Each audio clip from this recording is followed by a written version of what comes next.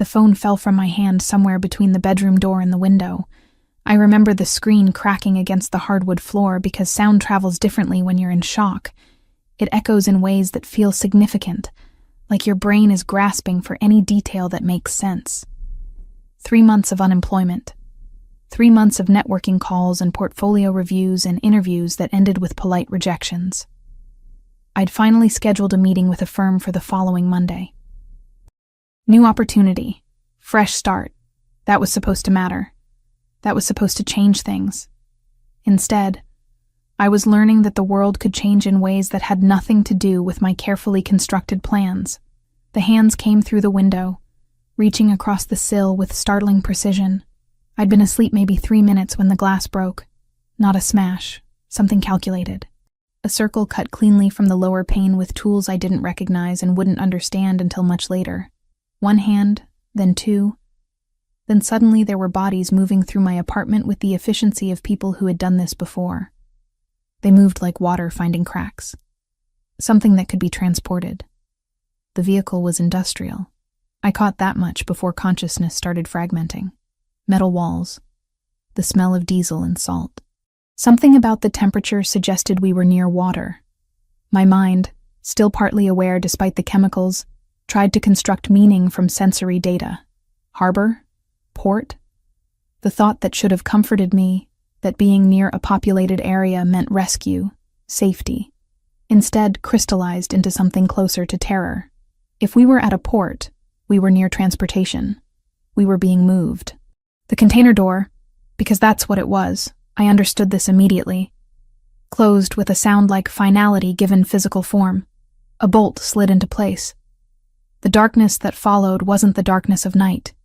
It was absolute, total, the kind of darkness that existed before light was invented. I wasn't alone. I could hear them almost immediately. Small sounds, breathing, a muffled sob, the scrape of fingernails against metal. How many? I couldn't tell. The darkness had weight, and it compressed distance, made individual sounds seem to come from everywhere simultaneously. Hello? My voice came out strange, fractured, as if someone else was speaking through my throat. Is anyone? Don't, a woman's voice interrupted. Asian accent. Calm in a way that suggested she'd been in this darkness before and had accepted certain things about it. Just don't. Talking uses energy. You'll need the air.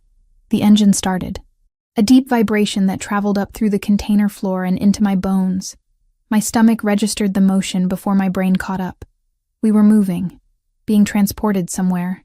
Every rational thought I possessed wanted to construct escape scenarios, to imagine how this might be resolved, to believe that my architecture degree and my family and the person I'd been 7 hours ago mattered enough that someone would come looking.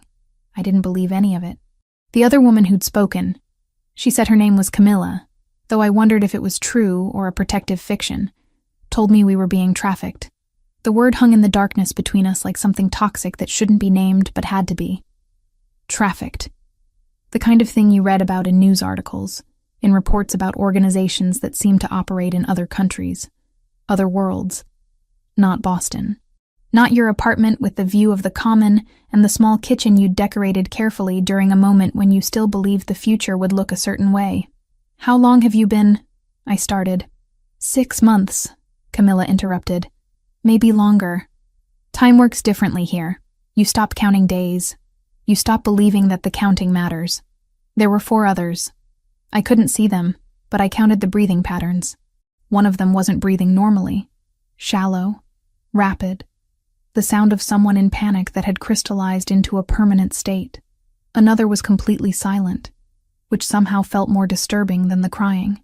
The cold came gradually, or maybe I just became aware of it slowly. My dress, that gray dress that had made me feel professional, capable, interview-ready, was thin, insufficient. My shoes had been taken. I tried to catalog what had happened in what order, but the timeline kept fragmenting. How long had we been here? Hours. The engine noise suggested significant travel. The salt smell intensified. The air grew thick and difficult to breathe, like we were collectively exhaling our futures into an increasingly limited space.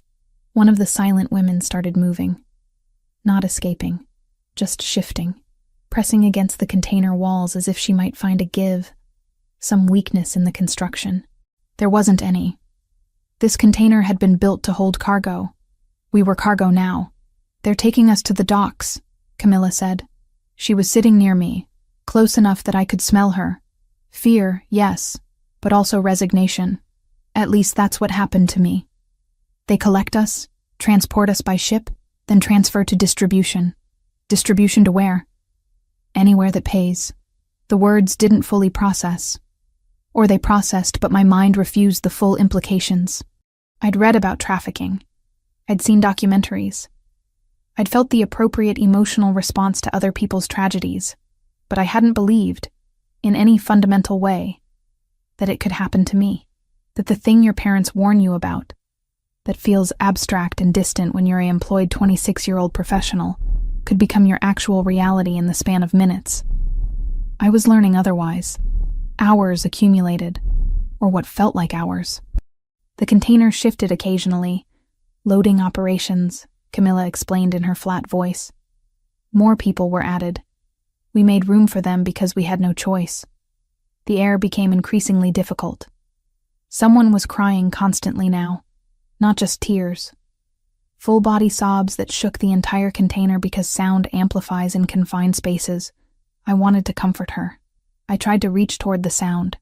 But what comfort could I offer? We were trapped in metal darkness waiting for a future we didn't want to imagine. The motion changed. The rumble deepened. We weren't just moving now. We were floating. The container swayed slightly, a motion that was incredibly disorienting in absolute darkness. The ship was moving. We were at sea now, heading toward a destination that nobody in this container would have chosen. And then, without warning, everything changed. The sound came first. Gunshots. Rapid fire. Loud enough to cause actual pain in my ears. The other women screamed. I was screaming too, but the scream came out as something primal and instinctive, divorced from rational thought. The container lurched. Someone fell hard against metal. The violence outside continued. More gunshots, shouting, the sound of what might have been sirens. I thought we were dying. That seemed like the most rational conclusion given the available information. We were trapped. Something violent was happening beyond the container walls. Logic suggested we were casualties of whatever conflict was occurring. Trapped casualties who wouldn't survive to become victims of whatever fate awaited us. But then, silence. The kind of silence that follows violence and carries its own weight. And then the bolt sliding back. Light. The concept of light seemed almost fictional after hours of absolute darkness. It came through the opening container door in a way that made my eyes water. Made me cover my face with hands that didn't feel entirely like mine anymore. Behind the light, movement. A silhouette. A man. Tall. The kind of physical presence that seemed to take up the space even before he spoke. "Come out," he said. English, with an accent I couldn't identify. Slowly. One at a time. "You're safe now." I asked about the other women. The one who sobbed until the container seemed to vibrate with it. The one who never made a sound. And Camila, who had taught me how to breathe in the dark. Alessandro said names were being matched, that hospitals and shelters were a better kind of triage than bravado. 2 days later, a victim advocate called. Camila had a bed, a doctor, and paperwork with her real name on it. The advocate gave me a card for a counselor who specialized in people who spoke in floor plans and alarms. I went because there are rooms you can only enter if someone else holds the door. She didn't ask me to retell the worst night. She asked me to list the decisions I had made that were mine. We filled a page. I left with homework that sounded like logistics. Eat with both feet on the floor, lock the phone in a drawer after midnight, name one thing I would not negotiate. The list made the day feel measurable. I didn't know her last name, but I knew the relief that came with the word stabilized. Weeks later, the advocate left a voicemail I played 3 times. Camilla had asked to be transferred to a different city, somewhere she could walk without translating every doorway. I didn't keep the message, but I kept the timestamp. Small facts you can carry without cutting yourself. And it was the first proof that the darkness we'd shared could end in different rooms, with different lights. The irony of those words, "You're safe," would take weeks to fully process. But in that moment, standing on solid ground for the first time since the chemical-soaked cloth had come down across my face, I held on to those words like they were the only true thing left in a world that had revealed itself to be fundamentally different from what I'd believed. The man reached down to help me to my feet. His hand was warm.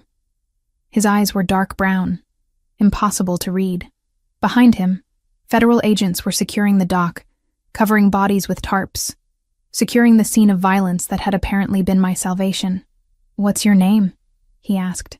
"Olivia," I said. The word felt foreign, like it belonged to someone else.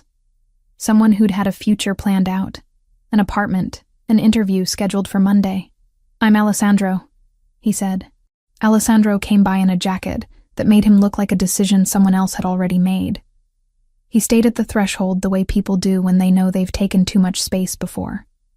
I told him my rules.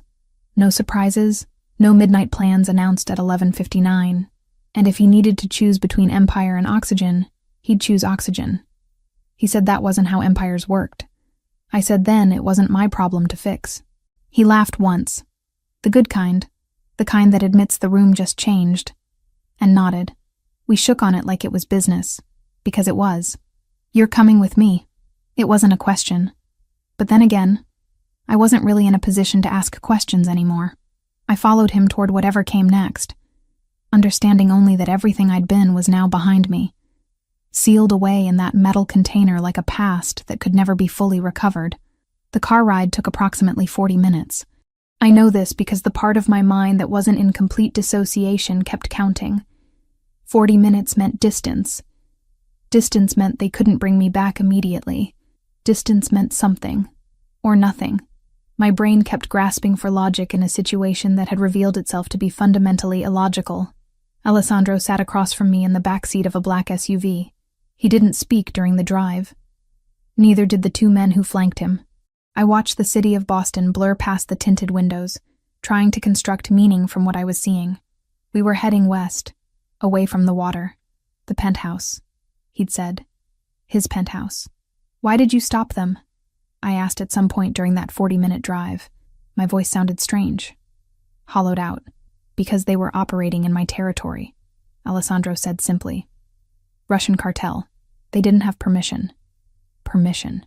As if this was a matter of bureaucratic oversight, rather than human beings being transported like cargo. I wanted to feel anger at that response. Instead, I felt something closer to numbness. The numbness was better. The numbness meant I didn't have to process the full implications of being saved by someone whose primary concern was territorial violation rather than human trafficking. "What happens now?" I asked. He didn't answer immediately. When he did, his voice carried that same calm that I'd heard at the docks. "Now you rest. Now you recover. Now you understand that you're safe."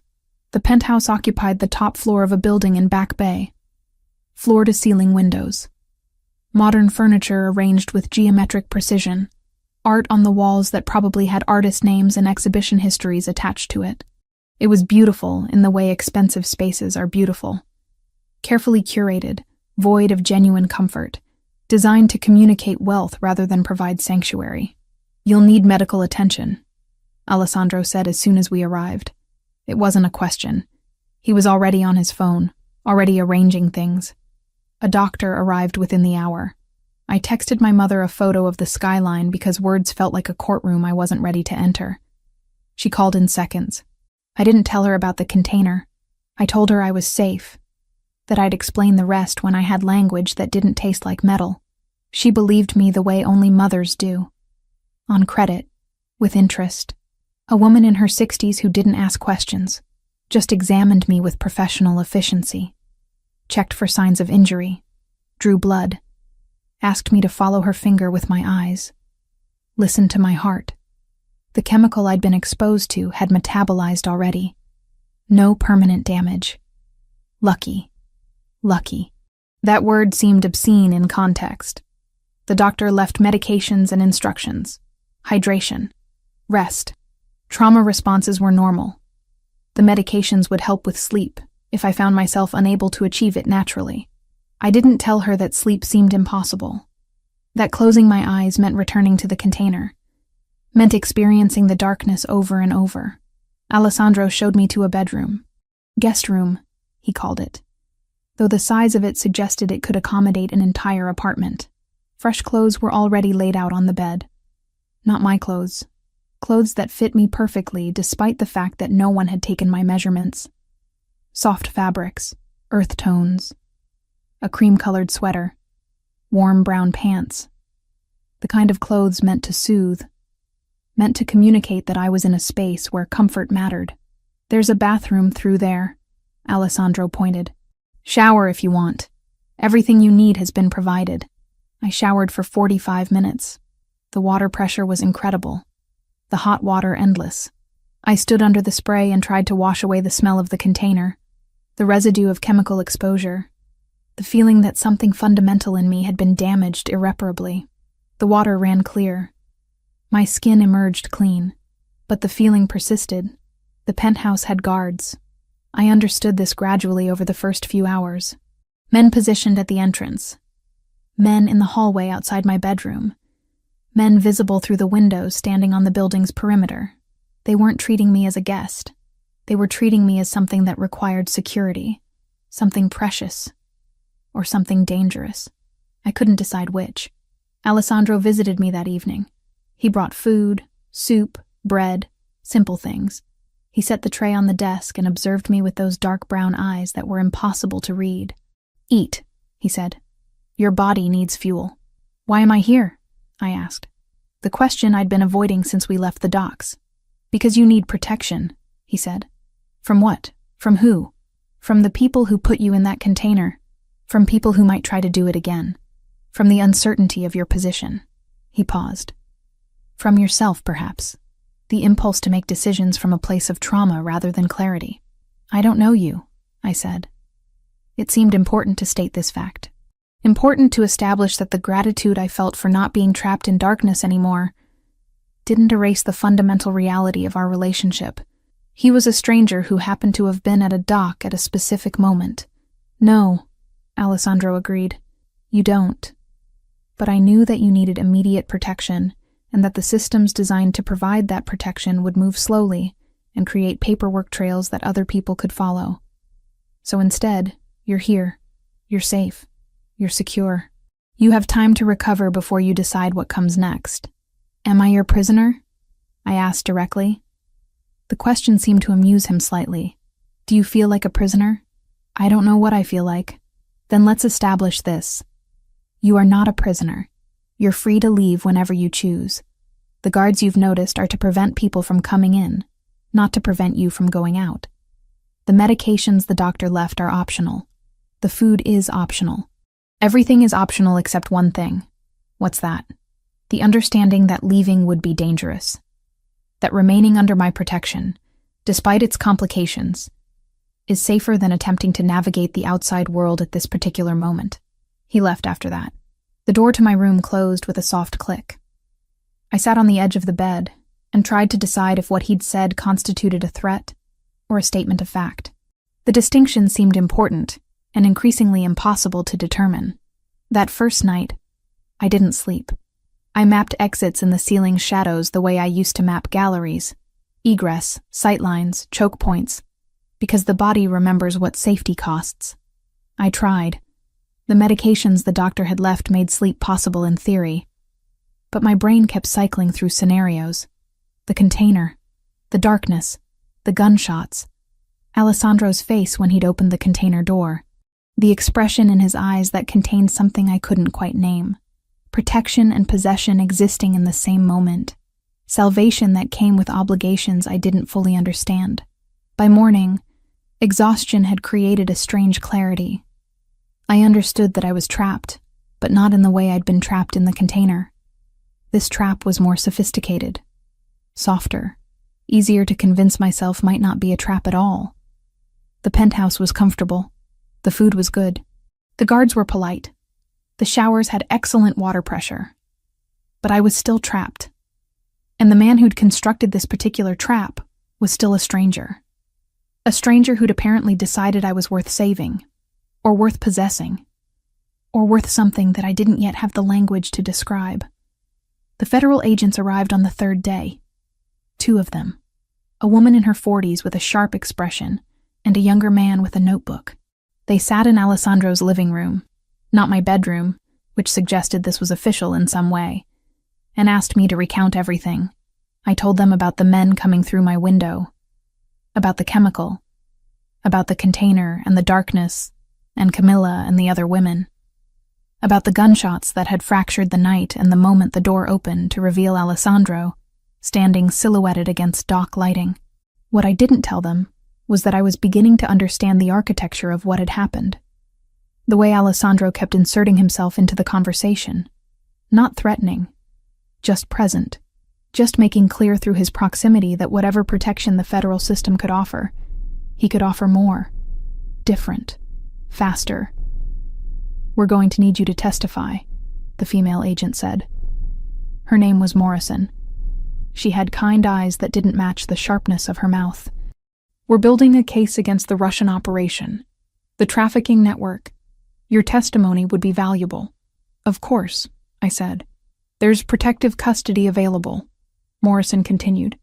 "Safe houses. The system can ensure your security while we move forward with prosecution." Alessandro shifted slightly. Just a movement.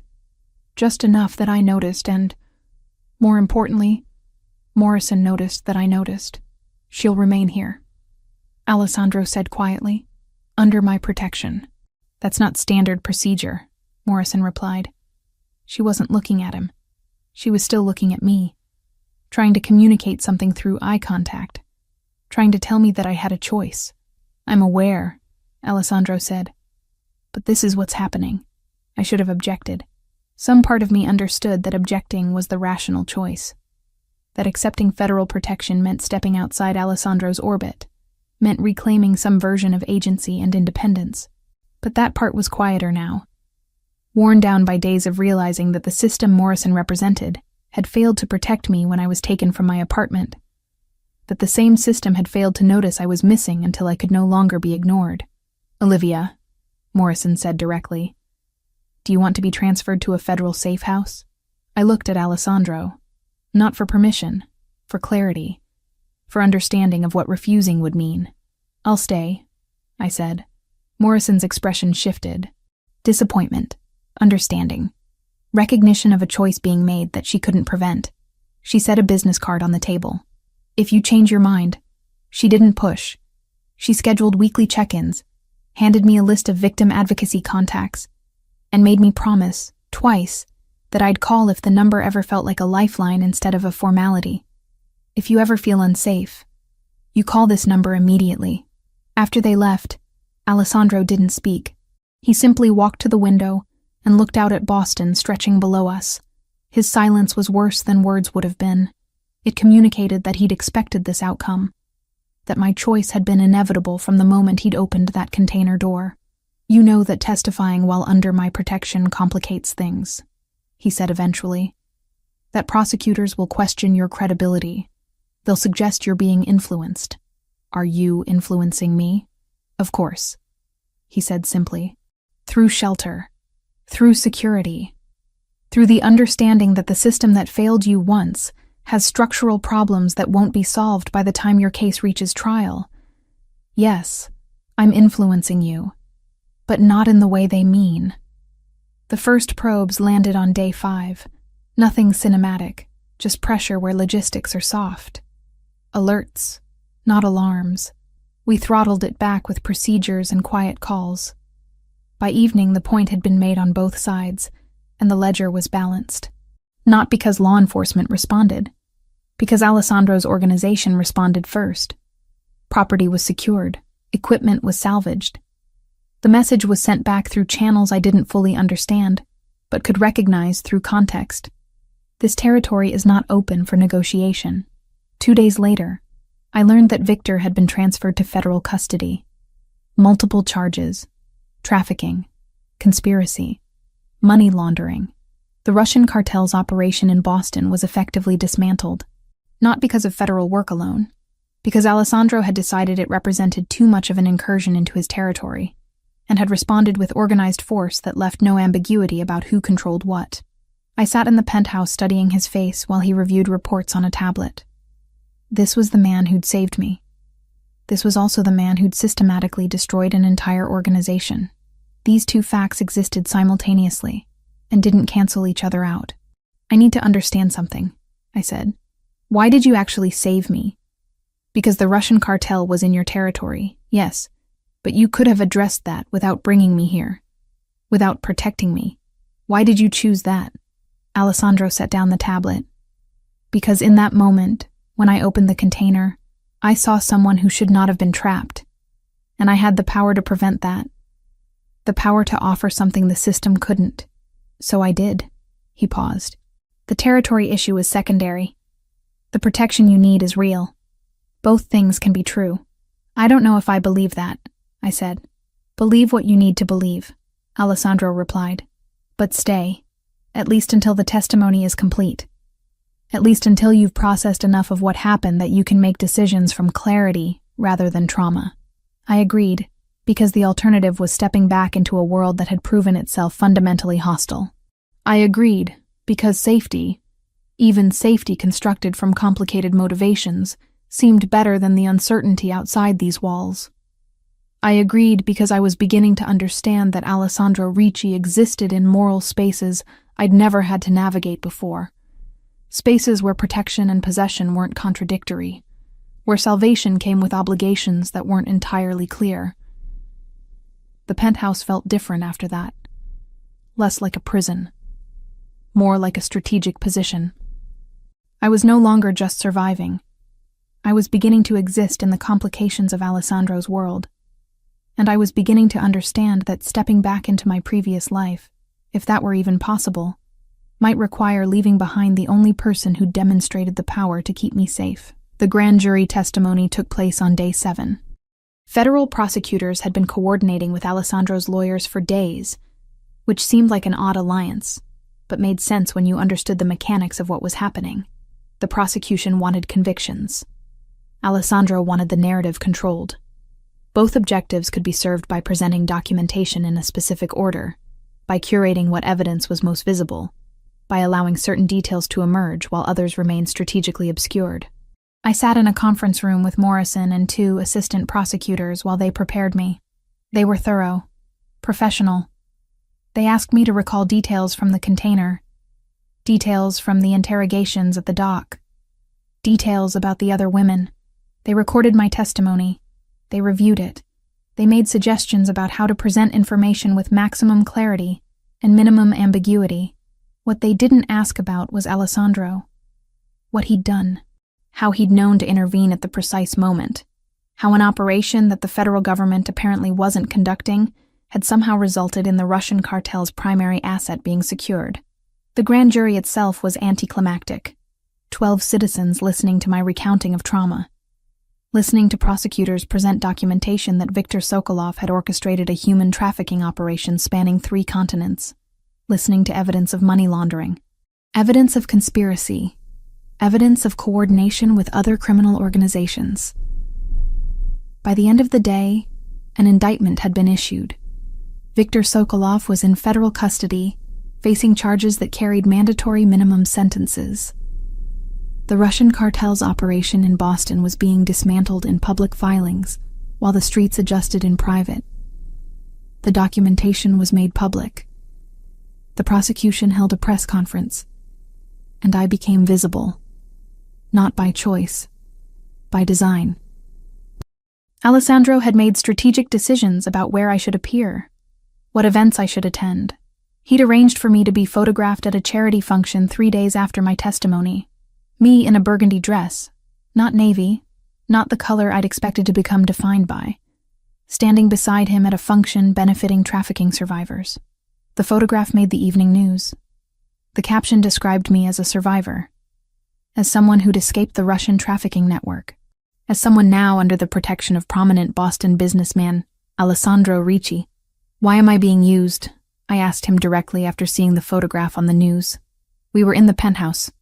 He was reviewing documents at the dining table. He set them aside with the precision that characterized all his movements. "You're not being used," he said. "You're being protected. There's a difference. That photograph is being used. I'm in it." "Yes," he agreed. "That's intentional. The more visible you are, the less viable you are as a target. Harming you now would create a public incident, would draw attention that no remaining Russian assets want. Visibility is protection, or visibility is branding," I said. "You're positioning yourself as someone who rescues victims, someone who protects. It builds a particular kind of reputation." He didn't deny it. He simply looked at me with that expression I was learning to read. Not quite satisfaction, more like recognition that I was beginning to understand the architecture of his world. "Both things are true," he said finally. "You are genuinely protected by your visibility. And yes, my reputation benefits from being associated with that protection. The world doesn't operate on pure motivations, Olivia. It operates on intersecting incentives. Understanding that is the beginning of wisdom." Over the next several days, information emerged about Victor. He was in federal custody at a detention facility in Massachusetts.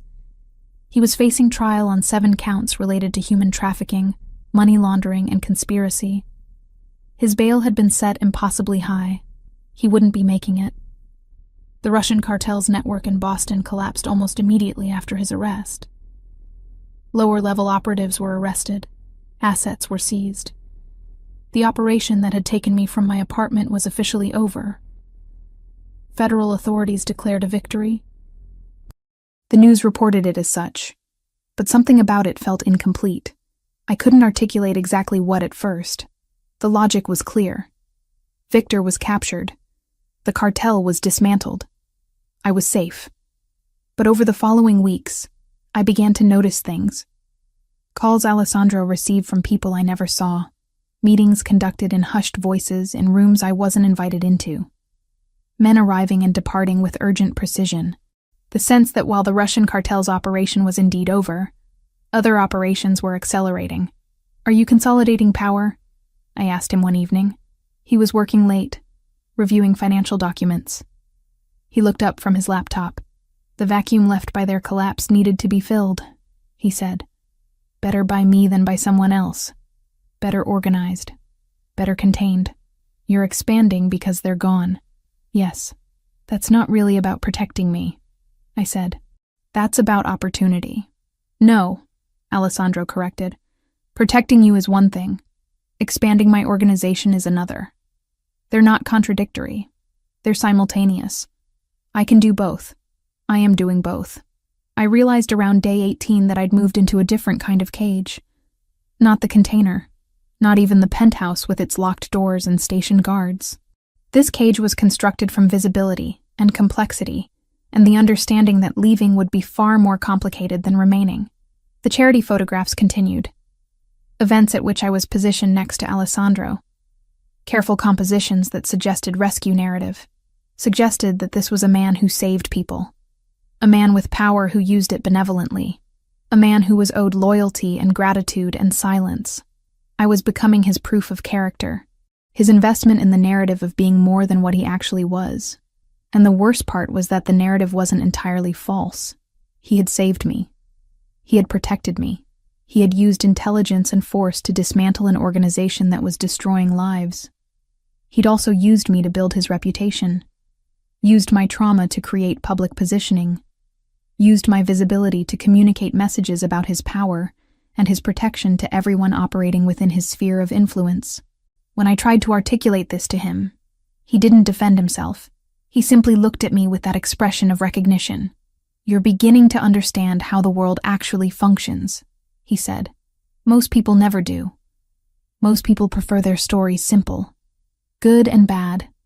Rescue and victimhood. Black and white.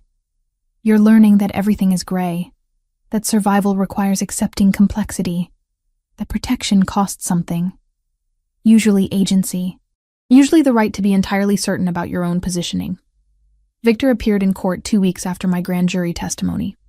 I was required to be there, to provide in-person testimony, to look at the man who'd orchestrated my trafficking and communicate through that look the impact of his choices. It was devastating in a way I hadn't anticipated.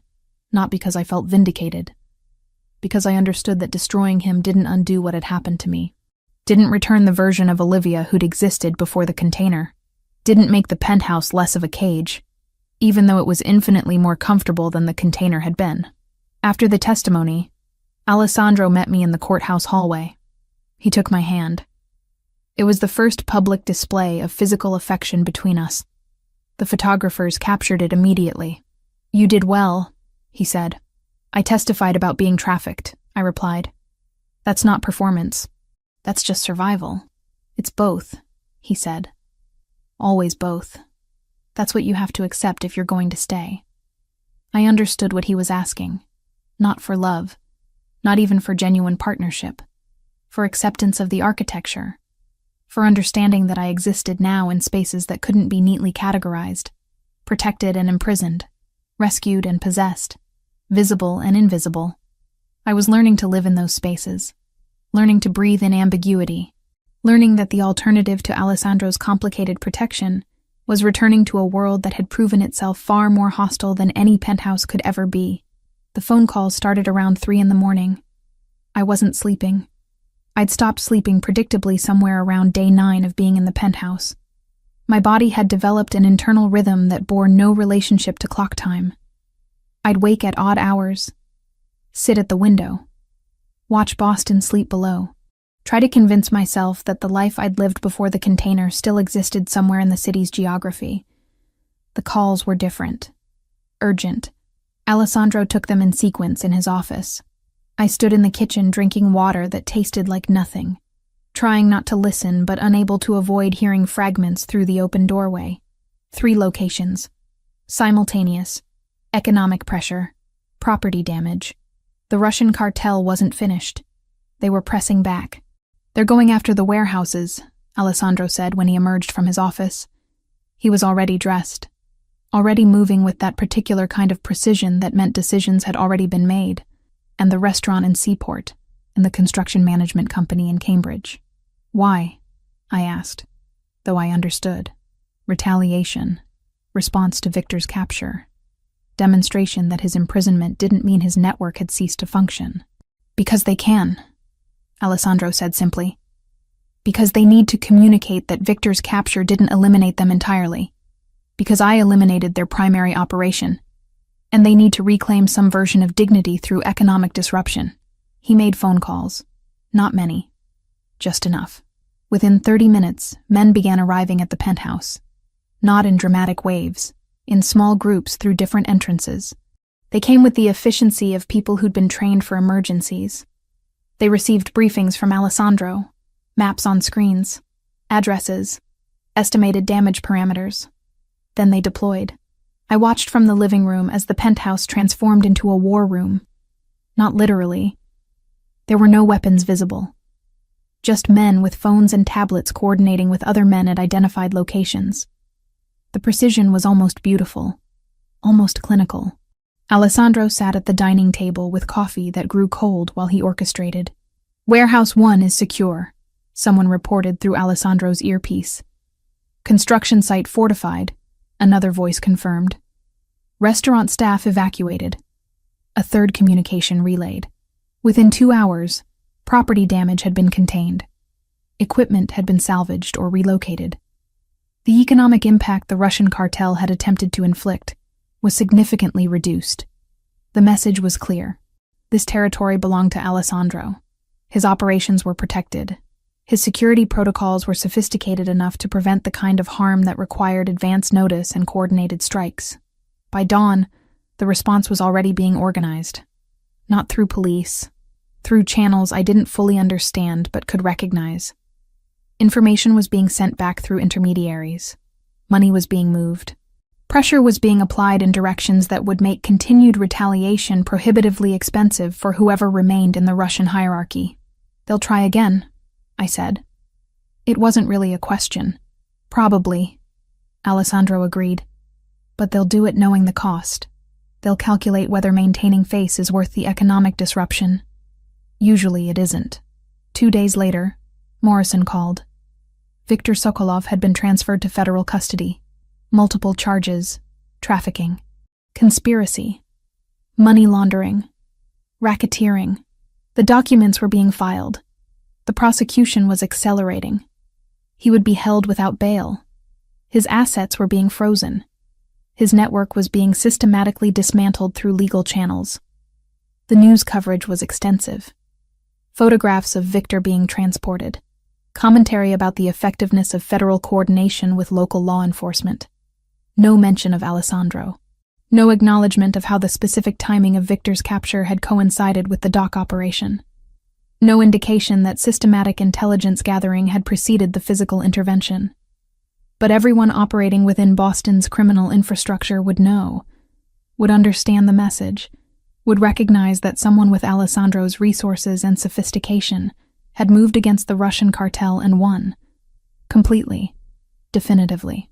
I noticed the changes gradually over the following days. Different people visiting the penthouse. Different conversations conducted in different rooms. Different energy moving through the organization. The immediate crisis had passed. Now came consolidation. Now came the work of filling the vacuum left by the Russian cartel's collapse. "You're expanding," I said to Alessandro 3 days after Victor's transfer to federal custody. He was reviewing documents, financial statements, acquisition proposals, things that suggested legitimate business expansion, but also suggested something else entirely. Territory being reorganized, influence being repositioned, power being redistributed across a landscape that had just been significantly altered. The vacuum needed to be filled, he said. Better by me than by someone else. Better organized, better contained. By us, I said. You keep saying you're protecting me, but I'm here. I'm watching. I'm beginning to understand how this actually works. He set down his pen, looked at me directly. Yes, by us. You're right. That's what you need to accept if you're going to remain here. You're not a prisoner. You're not a guest. You're becoming something else. Something more complicated. I understood what he was offering. Not love, not romance, not the kind of simple emotional transaction that existed in the life I'd lived before the container. He was offering integration, visibility, the understanding that I was becoming part of his infrastructure, his organization, his world. And the worst part was that the alternative seemed infinitely more dangerous. The system that was supposed to protect me had proven itself sluggish and complicated. Alessandro had proven himself efficient and responsive. He'd saved me because I was valuable. He was keeping me because I continued to be valuable. And now I was becoming something that served his interests while also being protected by them. Over the next week, Sophia appeared, Alessandro's sister. She was elegant, professional, an executive at a legitimate company that definitely had non-legitimate connections.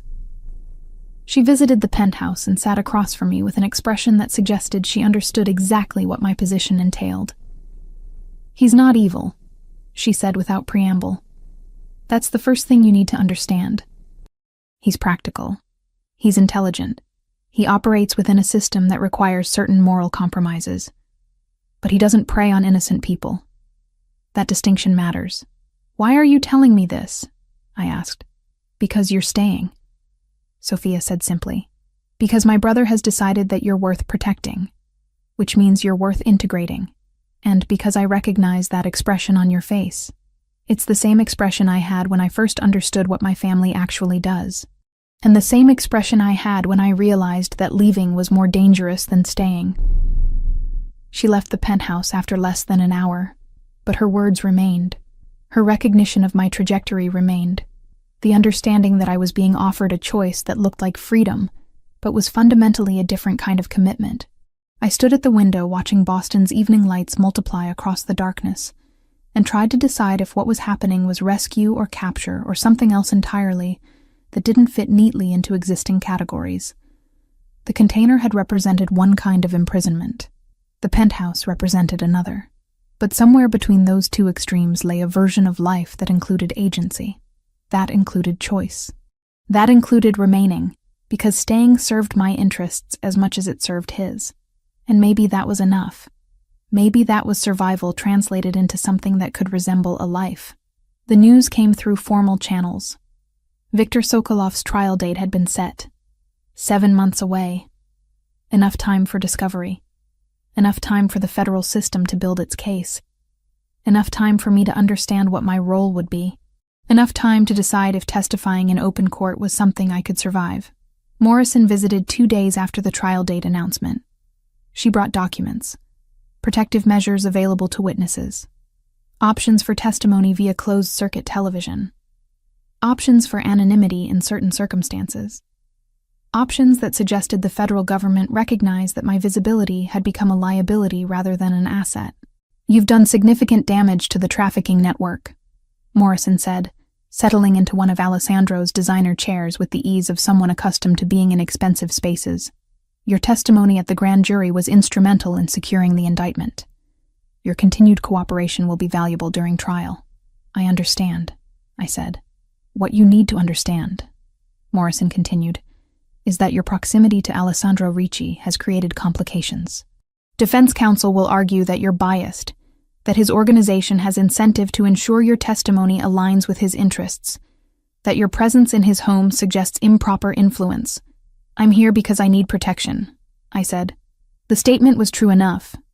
Partially true. Some fraction of the truth. "I know," Morrison replied. "But perception matters in court. What I'm offering is an alternative. Federal protection. A safe house. Testimony given from neutral ground." After she left, I understood what was actually being offered. Not alternative protection. A decision point. A moment where I had to choose between the system that had failed me and the man who had saved me. The penthouse felt different after that conversation. Less like sanctuary. More like a choice I was actively making, rather than a circumstance I was simply enduring. 3 days later, federal agents arrived at one of Alessandro's legitimate businesses, a restaurant in Seaport. They presented a warrant, requested documentation, conducted interviews. The investigation was ongoing. The prosecution was thorough. They were examining every connection between Alessandro and the port operations, every transaction that might suggest coordination, every communication that might indicate prior knowledge. They found nothing that implicated him directly, because there was nothing. Because Alessandro had been careful enough to ensure that his organization's response to the Russian cartel operated through channels that didn't touch his legitimate businesses. Because he understood that proximity to criminal activity required structural separation. But they were looking. They were asking questions. They were trying to construct a narrative that positioned him as something other than what he appeared to be in the media coverage. A businessman who'd saved trafficking victims. "They won't find anything," Alessandro said to me that evening.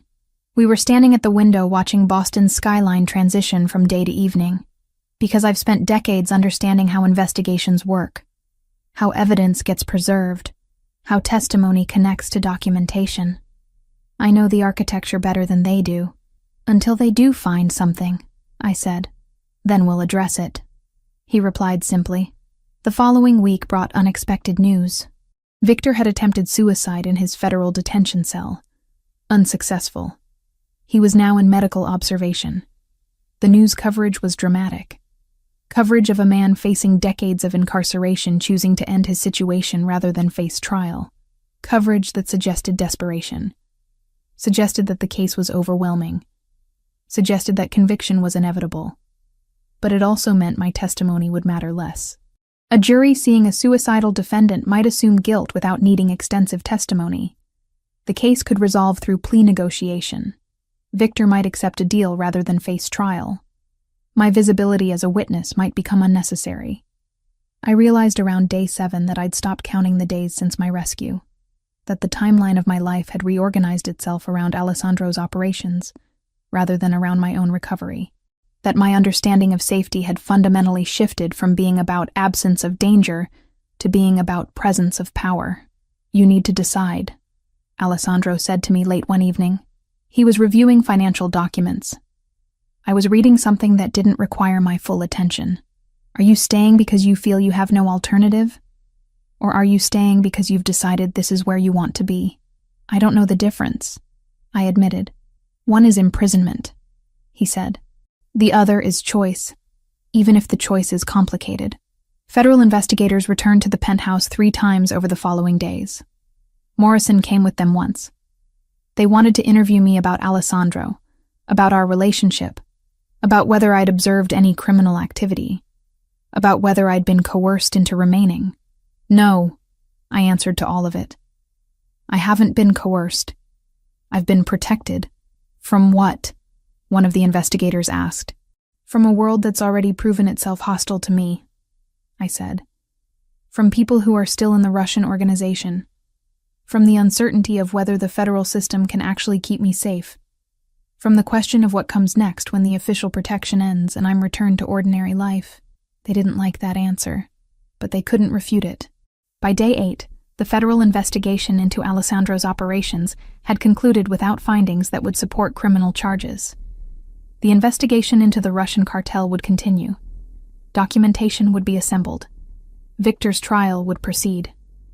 But Alessandro would remain untouched, legally separate from the operations that had dismantled his rival. Morrison called me personally to discuss my trial testimony options. You don't have to testify, she said. Victor will likely accept a plea deal. Multiple counts. Minimum sentencing guidelines will be high enough that he won't walk away from any deal. Your testimony might be unnecessary. What happens to me if I'm not needed? I asked. Then the federal protection concludes. You're released from protective custody. You're free to resume your life. Free. The word seemed almost fictional at that point. I told Morrison I would testify regardless, that I didn't need the federal system's permission to provide testimony, that my role wasn't dependent on whether it was strategically necessary, that I had something to say about what happened to me, and I would say it. After disconnecting the call, I found Alessandro in his office. He was reviewing architectural drawings of properties being acquired, portfolio expansion, evidence of ongoing consolidation. I'm staying, I told him simply. He set down the drawings. Because the alternative is returning to a life that doesn't exist anymore. Because the version of Olivia Grant who existed before the container is gone, and I have no idea how to reconstruct her. Because you're offering something that resembles safety even if it's complicated. I paused. Because I'm beginning to understand that complicated safety is better than the illusion of simple safety. That's not love, he said. No, I agreed. It's not. But it's something. It's a foundation for something that might eventually become more complex than either of us understands right now. He nodded slowly. Then you're not a guest anymore. You're not under protection. You're part of the infrastructure. I understand, I said. And I did. I understood that I'd crossed a threshold. That I'd moved from being a victim who'd been rescued to being someone who was choosing to remain within Alessandro's world. That my testimony would be given from a position of integration, rather than neutrality. That the defense would argue bias and they would be correct, even if their definition of bias didn't capture what was actually happening between us. I was choosing this. However complicated, however dangerous, however uncertain the future remained.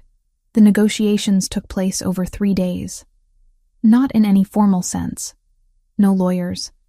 No contracts signed in front of witnesses.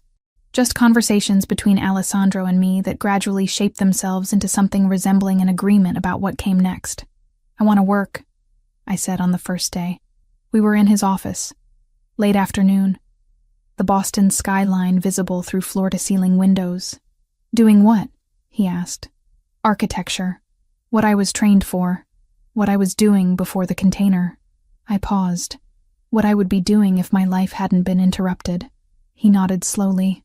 That can be arranged. I have contacts. Legitimate firms. Projects that need architectural consultation. You'd work independently but under protection. What does that mean? It means you have employment. You have income. You have professional identity. But you're never alone. Someone is always aware of your location. Someone is always positioned to extract you if necessary. I'm not a valuable asset to extract, I said. You're more valuable than you understand.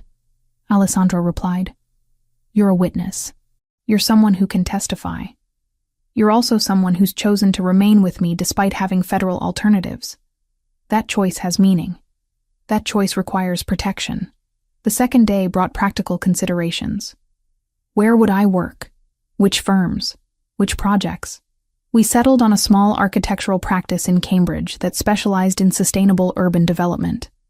The owner was someone Alessandro had connections with. Someone who understood the arrangement. Someone who could provide legitimate employment while ensuring my safety remained paramount. "How long do I work there?" I asked. "As long as you want to," Alessandro said. "Until you decide you need something different. Until circumstances change. Until you decide to leave." "Can I leave?" "Yes," he said simply. "You can always leave. But I would ask that you understand the consequences of leaving. That you understand what leaving means in terms of your own safety. That you leave with full knowledge of what you'd be stepping back into." The third day was about logistics, hours, compensation, transportation, the mundane architecture of existence. I would work 3 days a week. The salary was generous. More than I'd made before the container. More than was strictly necessary for survival. The additional money represented something Alessandro didn't say explicitly, but communicated through the amount itself. Investment. Commitment. Understanding that I was building something beyond mere survival. Sophia visited on the evening of the third day. She brought wine. 2 glasses. We sat in the living room watching Boston's evening transition into night. "He cares about you," she said without preamble. "I don't know if that's accurate," I replied. "It doesn't matter whether it's accurate," Sophia said. "What matters is that he's demonstrated commitment. He's integrated you into his infrastructure. He's arranged legitimate employment. He's given you agency within constraints. That's about as close to caring as someone in his position can get." "What if I want more?" I asked. "What if this isn't enough?" "Then you'll want something he can't give," Sophia said. "Because his world doesn't have room for romantic fantasy. It has room for strategic partnership, for mutual benefit, for understanding that both people in the arrangement are getting something they need from it." "What am I getting?" I asked. "Safety," Sophia said immediately. "Security. Protection from people who would harm you. Employment. Identity. Purpose. All of it comes with obligations. All of it comes with visibility. All of it comes with being part of something larger than yourself. But you're getting those things. And you wouldn't have them if you'd chosen federal protection." I started work at the Cambridge firm on Monday. The name was Harrison & Associates. On my first morning at Harrison & Associates, I didn't ask for a tour. I asked for a floor plan. The receptionist, the kind of unflappable that people mistake for shy, handed me a laminated map and a badge. The building was a problem set. 2 stairwells, 1 freight elevator, a lobby that pooled strangers in a single glass bowl. Alessandro's people wanted to post up outside. I said we were not turning a civil office into a stage. We compromised. Staggered arrivals, a panic phrase I could say in a sentence without breaking it, and a rule I wrote on a sticky note and pressed into my own palm. No one draws a gun around me unless the world is already on fire. We ran a drill without calling it one. The panic phrase slipped into a conversation about coffee, and 3 people did exactly what we'd rehearsed. Log off, stand, walk. No sprinting, no heroics, no speeches. The building emptied in under 4 minutes. Someone complained about losing a paragraph to the autosave. I said a paragraph is cheaper than a life. No one argued. I was not hired to save anyone. I was hired to make a museum that taught a city to read itself. The archive looked like a shipyard for paper. Gray metal stacks, boxes with codes that meant something to the person who'd written them, and almost no one else. 2 days later, we pushed the tables together and called it a charrette, because names make people braver. A teacher from Dorchester wanted her students to see the city like a palimpsest. A bus driver from East Boston wanted a wall of roots that showed where the city pinched people without asking. An elderly couple brought a folder of permits from a bakery that had moved 3 times and survived each one. We taped everything to the wall until the room looked like the inside of a complicated head. It didn't make the city simpler. It made it legible. I started with labels, then with routes. If you want a public to move, you give it a spine. If you want a team to move, you give it an exit. By lunch, we had both. I opened my mouth to scream, and something came down hard across my jaw. Not a fist. Something textured. A cloth soaked in chemicals that burned my throat and made my vision tunnel inward toward a shrinking point of light. The gray dress I'd worn to 3 interviews that day became irrelevant. My hair, which I'd spent 40 minutes styling that morning, became just something to grab. On the way back from the museum, we ran a decoy route that Alessandro's driver called boring. Boring is a choice, I told him. We changed lanes when no one would and didn't when everyone did. A sedan that had looked like a coincidence turned into a trend and then into a mistake. At the bridge, we let it pass. At the next light, it didn't signal. The next day, we took the bus because patterns metabolize around cars. It was the sort of route where strangers become a temporary choir. The same stops, the same size, the same choreography of hands for the chord. No one followed. Boredom is an accomplishment you have to earn. People show you who they are when the pattern asks them to be patient. My apartment, the one I'd fought so hard to afford even during unemployment, the one that was supposed to be my sanctuary while the rest of my life reorganized itself, became a place where I ceased to be Olivia Grant, 26-year-old architect, and became something else entirely. By the afternoon, we had a stand-up that didn't pretend to be agile but was honest about blockers, a vendor who kept missing deliveries, a grant report that wanted numbers we didn't collect, a door that insisted on squealing at the worst possible moment. I drew a line on the whiteboard and asked everyone to put their problem on one side and the smallest next action on the other. We didn't solve anything dramatic. We made a list that fit on a single page. The next hit never made a noise. It arrived as a spreadsheet that didn't balance and a purchase order that aged backwards. A supplier froze our account because a fax said so. The fax number belonged to a company that dissolved last winter. We didn't call the police. We called the bank, the bank's lawyer, and the lawyer's calendar. By midnight, the freeze was a note. By morning, the note was an apology. And by lunch, the apology was a clause in a new contract. Less cinematic, more permanent. Small practice. 5 architects. Work focused on sustainable development. Mixed-use properties. Urban revitalization. Important work. Work that felt like it mattered. My office was small but well-designed. Morning light through eastern windows. Quiet enough to concentrate. Visible enough that people knew I was there. On my first day, I understood immediately that everyone working there knew exactly what I was. Not explicitly, but through the careful way they treated me. The gentle professionalism.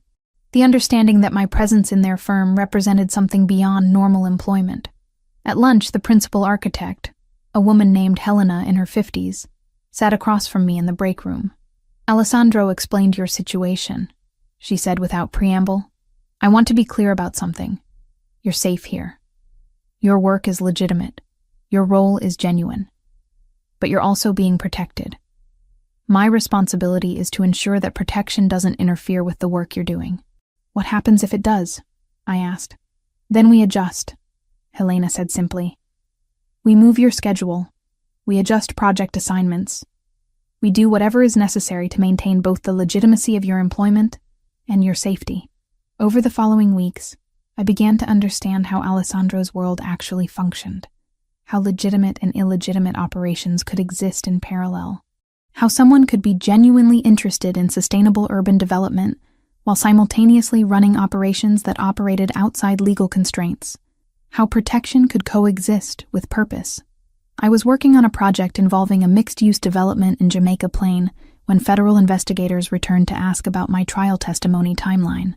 Victor was considering a plea deal. Within days, the rumor hardened and then fractured. Offers on the table, counter offers in the air, nothing signed. By the time the motions calendar settled, the deal was smoke, and the path pointed back to trial. The motions calendar became a weather report, routine, occasionally violent, always slightly wrong. Subpoenas arrived with the thud of thin bricks. Discovery felt like moving an attic with your hands, box by box, label by label, the shape of the whole only visible when you sat on the floor at the end and counted what was missing. Multiple counts, mandatory minimum sentencing. My testimony was no longer strictly necessary, but I could still provide it if I chose. "I'll testify," I told Morrison when she called. "You understand the defense will argue bias?" she asked. "Yes," I said. "You understand they'll suggest you've been influenced by your proximity to Ricci?" "Yes," I said again. "But I'm testifying about what happened to me. That's not influenced. That's just truth. After disconnecting, I understood what I'd actually chosen. Not Alessandro. Not protection, but integration into something larger. Something that included legitimate work. Something that included agency within constraints. Something that included being part of an infrastructure that served purposes beyond my individual survival. Alessandro was waiting when I returned to the penthouse that evening. He had documents spread across the dining table. Architectural drawings, property acquisitions, business expansion. His world. Your trial testimony is scheduled for 3 weeks from now, he said. I know, I replied. You understand what that means? Yes, I said. It means I testify about what happened. It means I'm visible. It means people know I'm connected to you. It means everything becomes more complicated. Yes, he agreed. All of that, and you're still choosing to remain? I looked at him across the table, at the carefully controlled expression, at the intelligence in his eyes, at the understanding that we were two people who'd found each other through trauma and constructed something that resembled partnership. Yes, I said. I'm choosing to remain. 7 months slid by in increments that didn't feel like time. Status conferences, discovery skirmishes, a calendar that kept ratcheting toward a fixed point. When the date finally landed and held, before the courthouse, there were rooms that didn't echo. The prosecutor, careful, dry, allergic to adjectives, walked me through questions that would land, and questions that were just invitations to bleed. Morrison sat in the corner, hands folded, asking nothing until it mattered. If you don't remember, you say you don't remember, the prosecutor said. If a detail is a smell or a color and not a date, you say that. Jurors live in houses. Give them rooms to stand in. We practiced the part where I would need to say his name and the part where I didn't. We practiced what silence would feel like if the air went thin. They didn't promise safety. They promised process. It was oddly kinder. The mock cross felt like being asked to fold a map while running. He didn't raise his voice. He didn't need to. So you're saying you remember the smell of bleach, but not the date, he said, not as a question. I remember the smell, I said. I wrote the date down after. And you didn't go to the police the same night.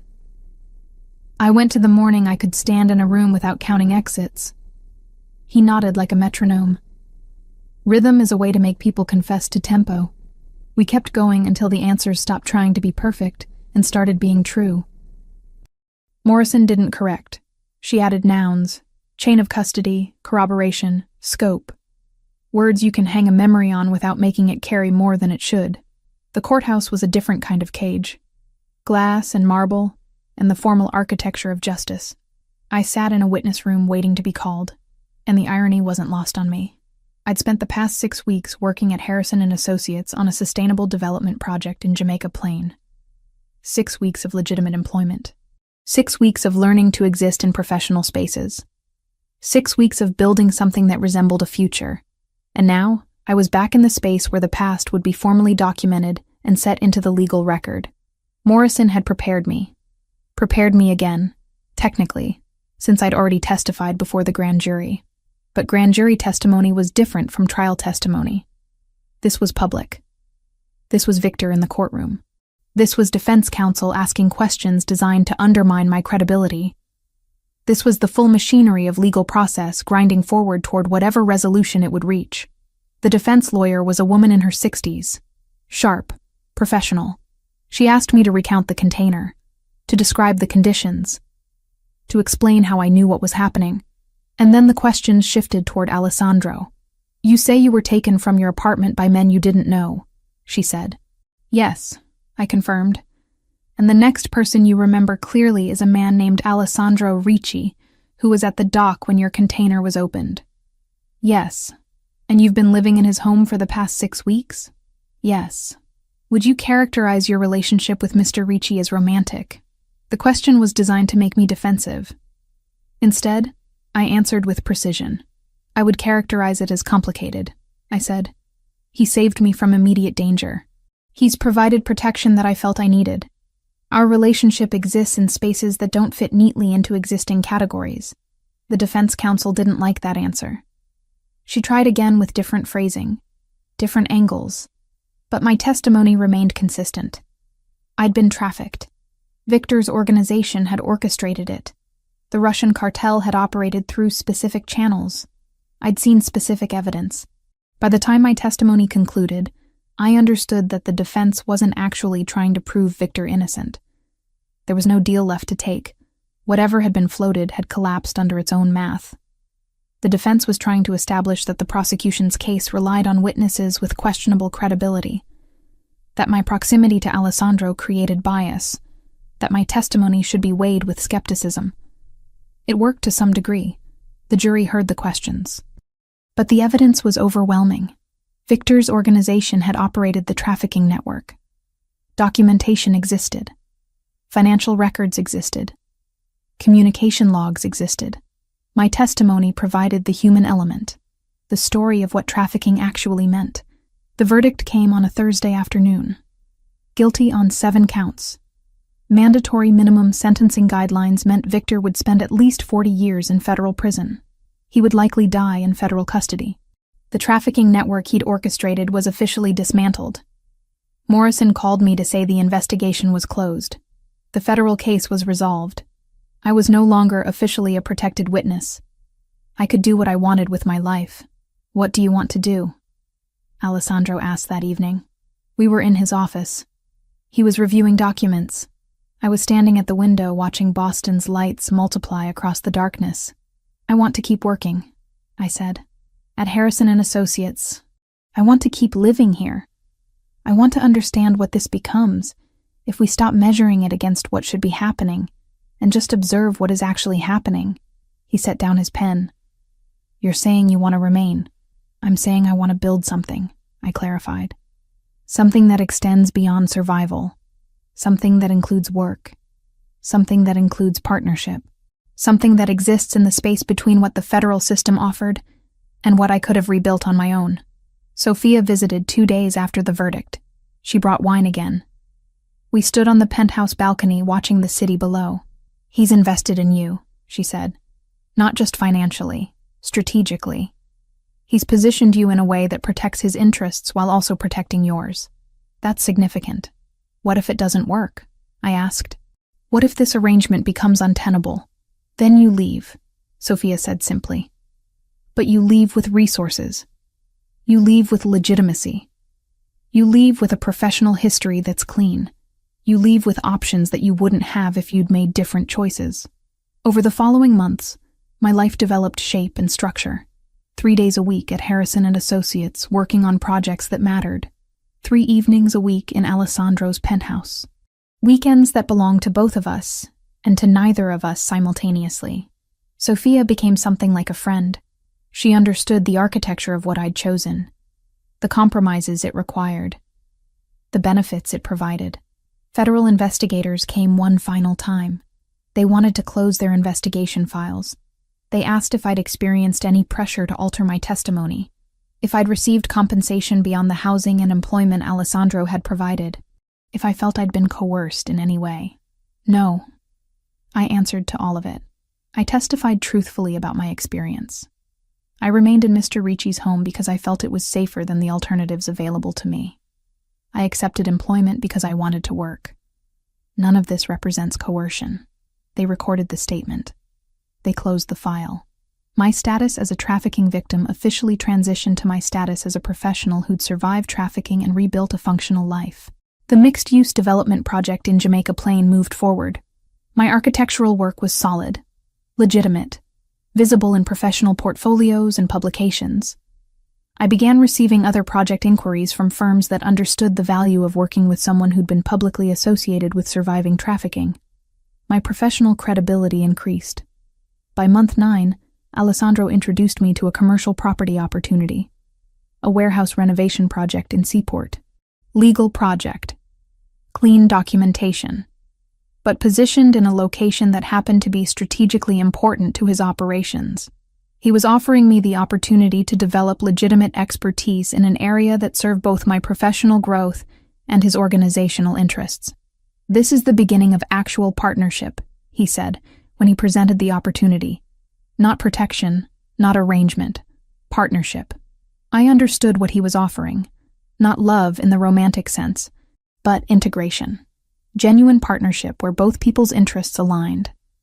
Where my professional growth served his strategic goals and his protection enabled my professional growth. I accepted the project. 13 months after being pulled from the container, I existed in a space I couldn't have imagined. I was employed legitimately and effectively. I was developing professional reputation in sustainable urban development. I was integrated into Alessandro's infrastructure in ways that served both of us. I was protected by visibility rather than invisibility. I was building something that extended beyond mere survival. Was it perfect? No. Did it contain moral complications? Absolutely. Did it exist in legal gray areas? Frequently. But it was mine. It was a life I was actively building rather than a life that had been imposed upon me. And that distinction, I was learning, mattered more than any romantic fantasy about rescue or redemption could ever matter. The penthouse remained my residence. The work remained my purpose. Alessandro remained a presence that was becoming less about protection and more about partnership. Sophia remained the person who understood the architecture of what I'd chosen. And somewhere beneath the city streets, the world continued moving through moral complexities and strategic partnerships, and the messy reality of people making choices that didn't fit neatly into existing categories. I was surviving. I was thriving. I was building. And that would have to be transformation.